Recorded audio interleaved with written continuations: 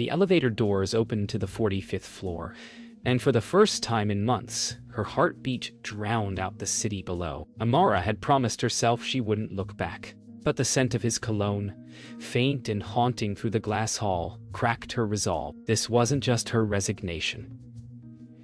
It was her final goodbye to every piece of him she still carried.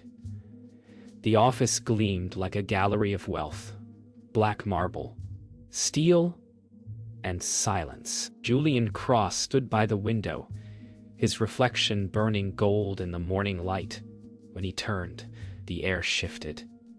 His voice came low, steady, and dangerous enough to steal her breath. "You came to quit?" he asked, eyes tracing her as though he'd memorized her pulse. She nodded, clutching her letter, but before she could speak, he whispered the words that broke her all over again. "Don't ever leave me again." The question hung heavy between them, trembling and alive. Was she walking away from power, or from the only man who ever saw her? For a heartbeat, neither spoke. The city's hum pressed against the glass as if even it held its breath. Amara's voice, when it came, was steady but trembling beneath layers of memory. She told him she couldn't stay. Not after everything, not after the silence, the sleepless nights, the promises left unanswered. But he didn't move. His eyes didn't blink. It was the stillness of a man who'd already lost once and refused to lose again. She wanted to hate his calm, but her chest tightened at the sound of his breath, the gravity of his stare. "You think I didn't miss you?" he said quietly. Her pulse stuttered. This was supposed to be simple. Quit, walk away, start over. But nothing about Julian Cross was ever simple. He gestured to the seat across from his desk, but she stayed standing. The distance felt safer, though her body betrayed her resolve. He spoke of business, pretending to mask the ache beneath his tone, but every word tangled between what was professional and what was personal.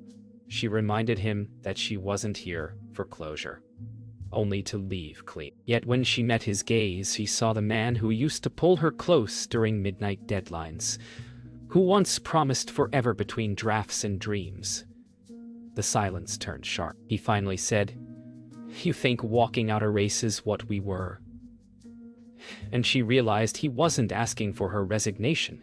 He was asking for her surrender. Amara turned toward the window to avoid his stare. The skyline blurred behind her reflection, her own face a ghost caught between past and present. She told herself that he couldn't touch her anymore, that her heart was armor now. But then he said her name, just her name, and it stripped every defense she'd built. Her throat tightened as she faced him again, words catching on the edge of pain. "You don't get to say that," she whispered, but her voice betrayed her. He rose slowly, the weight of his silence speaking louder than apology. Outside, thunder rolled through distant clouds, as if the city itself knew something was about to break. Her resignation letter lay forgotten on his desk. He picked it up, thumb brushing her handwriting as if memorizing it. "You can leave if you really want to," he murmured. "But tell me one thing. Did I ever stop being home to you?"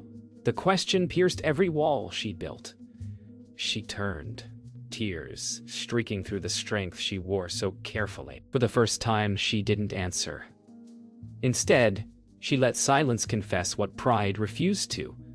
The room, heavy with luxury and longing, became a battlefield between choice and surrender. Somewhere below, the city moved on, but up here, two people stood trapped in a moment neither could escape. That night, long before heartbreak and silence, there had only been the hum of jazz and the scent of ambition. Amara remembered her first evening at Cross Dynamics, when Julian Cross was just the legend behind the glass doors, and she, the newcomer with something to prove. She didn't mean to stare when he entered the gala, but every conversation in the room shifted with his presence. He noticed her immediately, eyes sharp, curious, assessing. When he finally approached, his tone was calm, but dangerous with charm. "You don't look impressed," he said, and she smiled, pretending he didn't already make her pulse betray her professionalism. That night, something began. Not love, not yet, but a collision she'd never recover from. It started with mentorship, late nights and shared ambition disguised as work. He admired her discipline, how she saw what others missed. She tried to ignore the pull, reminding herself that success had no space for distraction. But the way he said her name, the way he lingered near her desk when everyone else had gone, it made professionalism feel like a fragile lie. One night he told her, "You make me forget I'm supposed to be untouchable." She didn't answer. She couldn't. The distance between them vanished, and for the first time she let her heart choose chaos. Their relationship became a secret rhythm. Dinners that started as meetings. Texts that sounded like strategy but read like confession. Amara told herself it was control, that she could manage the fire she'd stepped into. But with every passing day, the lines blurred until even silence felt intimate. He never promised forever, but his touch said everything she wanted to believe. Still, beneath the warmth was a warning. A man like Julian didn't fall in love easily, and when he did, he didn't let go. Then came the whispers. Office eyes watching too closely, power dynamics turning against them. Ethan noticed first, the way Julian's gaze softened only for her. Rumors started to bleed through boardrooms and break rooms, and Amara felt the weight of what it meant to be the woman linked to a powerful man. Julian tried to protect her, but his pride made enemies she couldn't see. When he told her to trust him, she wanted to. But trust was a currency she learned the hard way never to spend lightly. The night everything broke began like every other. Late hours, exhaustion, the city a blur beyond the glass. But when she entered his office, she found him pacing, jaw tight, phone still buzzing with threats from investors. He said something about sacrifice, about distance, about how she deserved better than the storm he'd created. She tried to reach him, but he was already retreating behind walls of power and fear. "Don't make me your regret," she whispered. He didn't answer. That silence was the beginning of the end. Weeks passed, yet Amara couldn't escape his presence. His name echoed through the city, on billboards, business news, whispered at every event she attended. She'd taken a job at a smaller firm, craving anonymity, peace, anything that didn't remind her of him. But peace was short-lived. One afternoon, she received an email marked urgent. The sender, Julian Cross. The subject, proposal. Her hands trembled as she opened it. He wanted her to consult on a new campaign, a contract too lucrative to ignore, too personal to accept. She told herself it was business, nothing more. But deep down, she knew Julian never played fair. They met again in a sleek cafe downtown, neutral ground. Julian arrived first, perfectly poised, every inch of him composed and deliberate. She almost turned away when she saw him. His calm confidence was still her undoing. He offered a deal, claiming it was purely professional. She laughed softly, knowing better. "You don't call me after all this time for business," she said. His eyes softened, a flicker of truth breaking his mask. "Maybe I just wanted to see if you'd still look at me the same." She wanted to walk away, but the way he said her name made the world go quiet again. The project began. Meetings turned into late nights, strategy sessions into shared silences. Amara tried to draw lines, but he blurred them with every look, every casual touch that felt like a memory returning. He watched her lead teams with the confidence he'd always admired, and somewhere between professionalism and longing, he began to need her again, not as an employee, but as the piece of himself he'd lost. One evening, as they reviewed a pitch deck, his hand brushed hers. The moment was brief, but electric, awakening what both had buried. Neither spoke, but the air trembled with everything they didn't say. It wasn't supposed to happen again, but temptation never asked permission. That night, rain painted the city silver as Amara stood by his car, ready to leave, after another long meeting. Julian followed, holding an umbrella above them both. "You still think walking away makes you strong?" he asked quietly. She met his gaze, rain glistening on her lashes. "Maybe it makes me free." His hand found her wrist. Not to hold her, just to feel if she was still real. The storm howled around them, but neither moved. The thunder faded, replaced by the sound of two hearts, still bound by unfinished love. The next morning, Amara arrived at the office before sunrise. She needed distance, clarity, something to break the spell he'd cast again. But when she entered the boardroom, she found him waiting. "You could have let me go," she said softly. Julian smiled faintly, tired but certain. "I could have, but I didn't." There was no arrogance in his tone, only truth. She sighed, knowing she was losing the war between logic and heart. Maybe love wasn't about winning. Maybe it was about surrendering at the right time. And maybe, just maybe, she wasn't done loving him after all. Amara had spent years learning to survive in spaces that weren't built for her voice. But now, standing in the glass-walled boardroom with Julian watching from across the table, she didn't just speak. She commanded. Her pitch sliced through the murmurs of executives, each word deliberate, confident, unshakable. This wasn't the woman who'd once stood trembling before him. This was the woman who knew her worth. Julian watched her with pride and quiet awe, realizing the power he'd once tried to control was now beyond him. When the room erupted in applause, their eyes met across the polished table. For the first time, he looked at her not as someone to protect, but as someone to follow. After the meeting, Julian caught up to her in the hallway. His tone was softer now, no longer commanding, almost uncertain. "You didn't need me at all," he said. She smiled faintly, adjusting the strap of her bag. "That's the point, Julian." For a long moment, he said nothing. The silence between them felt like an overdue apology. She walked ahead, heels echoing against marble floors, and for the first time he followed instead of leading. He realized power wasn't about control, it was about letting the right person shine. And for him, that person had always been her. Later that evening, Amara met Zuri for drinks at a rooftop lounge. Laughter, wind, and city lights softened the ache she carried. "You're glowing," Zuri teased, raising her glass. "That man must be regretting every mistake he made." Amara smiled, gazing out at the skyline. "Maybe, but this time, I'm not waiting for him to change. I'm changing for me." Zura's laughter turned into a nod of pride. For once, the conversation wasn't about Julian. It was about Amara, about reclaiming herself, about being whole without permission. The next day, Amara presented her final report to Julian. It was flawless. Every number precise, every vision clear. He watched her as she spoke, realizing he was witnessing the woman he'd once loved evolve beyond the walls he'd built. When she finished, she said quietly, "This partnership ends here. You don't need me anymore." His jaw tightened, eyes shadowed. "That's where you're wrong," he murmured. "I don't need you to work for me.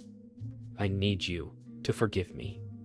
The words caught her off guard, disarming her defenses. For the first time, she saw Julian not as the millionaire who once broke her, but as the man finally brave enough to face his own weakness. For a long moment, they stood in silence. Outside, rain began to fall, gentle but steady. Amara finally said, "You can't ask for forgiveness and keep holding on." Julian nodded slowly, stepping closer. "Not to touch." "Then tell me how to let go," he said. Her eyes softened, not with pity but understanding. "Start by loving something without trying to own it." She turned to leave, and for once, he didn't stop her. The door closed quietly behind her, leaving him surrounded by the echo of her words. Power shifted that day, not from him to her, but into something deeper, freer, and finally real. Peace was never meant to last long in Julian's world. The day after Amara's final meeting, rumors began to circulate. Documents leaked. Private messages twisted into scandal. Someone wanted to see both of them fall. Ethan's smirk in the boardroom told Amara everything she needed to know. Julian's empire had enemies, but this betrayal came from within. The headlines painted her as the distraction, the reason for his decline. She refused to be anyone's story but her own. Yet, beneath her anger, a flicker of fear burned, because she knew how ruthless Julian's world could be, and how easily a woman could be swallowed by it. Inside his office, Julian slammed the door shut, his composure cracking for the first time. "Ethan's behind this," he said, pacing, voice low and dangerous. Amara folded her arms, refusing to let panic control her. "Then handle it, but not like before, not with pride." He stopped, meeting her eyes. "You think this is pride? He's trying to destroy everything I built." She stepped closer, steady and unflinching. "Maybe that's what it takes to rebuild something honest." For a second, the fury in his eyes softened. She wasn't just his weakness anymore. She was his mirror, forcing him to face himself. Meanwhile, Ethan moved quietly through the building, feeding stories to investors, whispering poison in the right ears. He saw himself as the man finally brave enough to challenge Julian Cross. What he didn't expect was Amara, her sharp instincts, her refusal to be silent. She caught him late one evening, cornered in the data lab with her voice steady as steel. "You thought I'd just walk away again?" she asked. "You thought I'd just walk away again?" Ethan smiled faintly, a hint of arrogance. "You're playing a dangerous game." Her lips curved slightly. "Then, I guess I finally learned from the best." Julian didn't realize what Amara had done until the next morning. She had gathered proof. Emails, call logs, every lie Ethan had woven. When she walked into Julian's office, she laid the file on his desk without a word. His eyes met hers, full of gratitude and disbelief. "You didn't have to risk yourself for me," he said quietly. She smiled faintly. "Maybe not, but I wasn't about to let anyone write my ending." For the first time, their fight wasn't against each other. It was side by side. That evening, after the board voted to remove Ethan, Julian found Amara alone on the balcony overlooking the city. The skyline glowed beneath them, quiet and endless. "You saved me," he said. She shook her head gently. "No, Julian. I just reminded you what you're fighting for." He stepped closer, the night air humming with unspoken things. "Then tell me, what are you fighting for?" Her eyes lifted to meet his, calm and certain. "Myself." He smiled faintly, pride and ache blending in his voice. "That's the woman I fell in love with." And for the first time, she didn't look away. The calm after victory didn't last. Weeks later, Cross Dynamics trembled under the weight of damaged trust. Investors withdrew, projects froze, and the media's hunger for scandal never faded. Julian spent sleepless nights in the same office that once symbolized success, now echoing with questions of failure. Amara watched him from a distance, torn between pride and compassion. She'd told herself she wouldn't step back into his chaos, but seeing him crumble beneath the empire he built alone was harder than she imagined. Love, she realized, wasn't always about staying. It was sometimes about helping someone stand again, even if it meant walking away afterward. Julian's board turned against him, claiming recklessness, overconfidence, emotional compromise. He could fight them, but for the first time, he didn't want to. He was tired of pretending he could win every war alone. Amara came to him with one final plan: merge the company with a smaller firm she now led. It would save jobs, rebuild trust, and release him from the empire that had become his cage. "You built this from nothing," she said softly. "But maybe it's time to build something new, with balance." He stared at her, seeing not a rival, not a lover, but a force he'd been chasing all his life. Freedom, disguised as love. That night, the city felt quieter than usual. Amara stood by the window of her apartment, watching rain chase lights down the glass. Her phone buzzed, Julian's name flashing across the screen.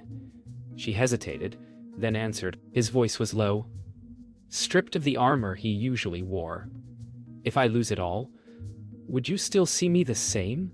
She closed her eyes. Julian, I never fell in love with your empire. I fell in love with the man who forgot how to breathe without it. For once, silence didn't feel heavy between them. It felt like peace, a beginning disguised as an ending. Days later, Julian called an emergency press conference. Cameras flashed, the air thick with speculation. He admitted everything. The mistakes, the arrogance, the cost of pride. He spoke not as a CEO, but as a man learning humility. Amora stood at the back, watching him reclaim his humanity. Every word he spoke dismantled the myth of Julian Cross, the untouchable millionaire, and revealed something real beneath. A man who could finally feel without fear. When it ended, their eyes met across the chaos, and in that fleeting second, she knew he didn't need saving anymore. He'd finally learned to save himself. After the conference, Julian found her waiting outside beneath a gray sky. No headlines, no contracts, just two people standing in the aftermath of everything. I'm not the man I was, he said quietly. She smiled faintly. Good, because I'm not the woman you left behind. They stood close enough to feel the weight of what survived. Something softer, something earned. So what now? He asked. She took a breath, eyes steady. Now we live separately, if we have to. Honestly, if we can. His hand brushed hers, gentle, uncertain, hopeful. For the first time, there was no need to own or promise, only to begin again. The storm came that night, fierce and unrelenting, as if the sky itself refused to stay silent any longer. Amara drove through the rain, her mind a blur of everything left unsaid. She didn't plan to see him again, not tonight. But something pulled her, something that felt like unfinished gravity. When she reached his house on the hill, lightning carved the skyline, illuminating the man standing at the door, soaked and waiting. Julian's eyes met hers through the rain, raw and unguarded. You shouldn't have come, he said softly. She exhaled, rain dripping from her curls. Neither should you. But neither moved. Between thunder and heartbeats, the truth was finally ready to be spoken. Inside, thunder echoed through glass walls. Julian handed her a towel, their hands brushing in silence. Why are you here, Amara? He asked. She looked up at him, eyes fierce despite the trembling in her chest. Because I'm tired of pretending I don't care. Because I hate that I still do. His expression faltered, vulnerability cracking the calm that had once defined him. I don't deserve you. Her voice softened. Maybe not, but you're the only one who ever made me feel seen. The rain against the glass grew louder, like applause for two hearts finally brave enough to confess what survival had buried. For a moment, silence reclaimed the room. He stepped closer, his hand trembling as it found hers. You taught me how to build an empire, he whispered. But I never learned how to keep you. She met his gaze, every wall between them gone. Then, stop trying to keep me, she said. Just love me while I'm here. The simplicity of it undid them both. He kissed her then, not out of power or apology, but surrender.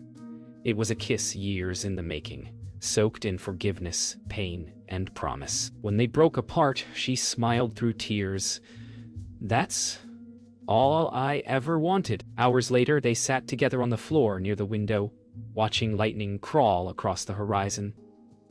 Their laughter came softly, breaking the heaviness that had haunted them for years. Julian turned to her, voice low and raw. Do you ever think about what comes next? She nodded, head resting against his shoulder. Every day. But for once I'm not afraid of it, He smiled, brushing her damp curls aside. You never were. The storm began to fade, leaving only the soft drumming of rain. Somewhere between chaos and calm, they found something real, not perfect, not permanent, but honest. Morning came quietly, sunlight spilling across the glass floor like forgiveness. Amara dressed to leave, slipping her coat over her shoulders. Julian followed her to the door, voice calm but filled with something unspoken. Will I see you again? She paused, smiling softly. You will. But not because you need me, because you want to. She opened the door, the breeze carrying the scent of rain and new beginnings. For once, she walked away without breaking, and he let her go without fear. Some love stories don't end. They just learn to breathe differently. And somewhere in that truth, both of them finally found home.